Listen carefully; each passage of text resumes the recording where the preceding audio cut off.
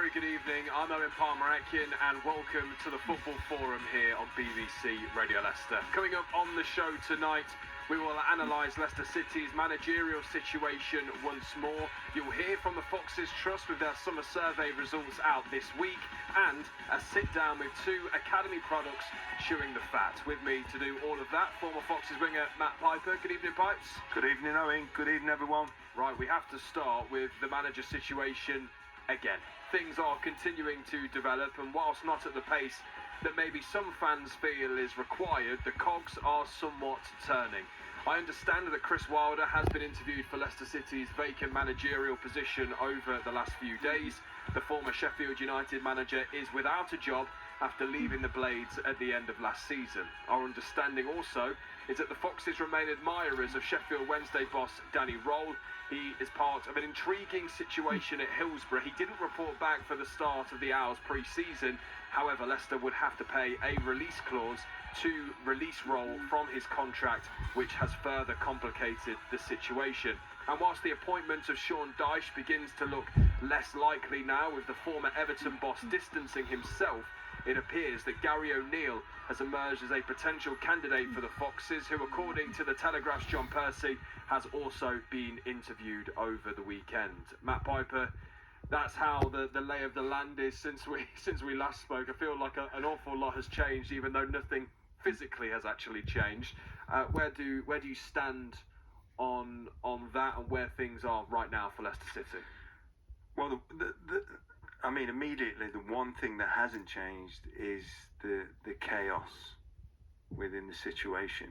I think just sort of flip-flopping around different managers, different journeymen is just reeks of, what we've all been pointing fingers at the club for, especially last season, but probably a little bit before that. It all seems a little bit unprofessional, not well planned out, and scraping the barrel a little bit.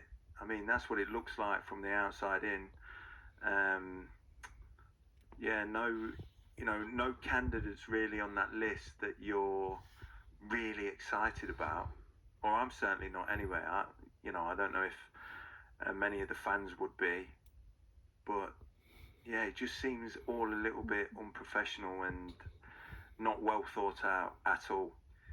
Regardless of the names, and we'll come on to the names in a moment, whoever it end up may being, this really is not to the level that the club required this summer in terms of the planning for falling out of the Premier League and being relegated back to the Championship for a second time in 3 seasons.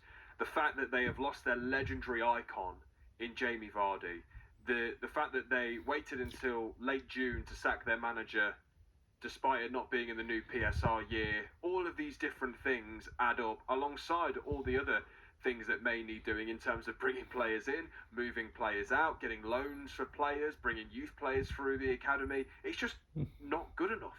No, I mean, you said if it's not just the names on the list, everything that you've mentioned there, it's just not well thought out at all. And I don't think that the leadership and guidance is there, and I don't think it's been there for some time. And this is the kind of situation that unfolds when the leadership and guidance is not there.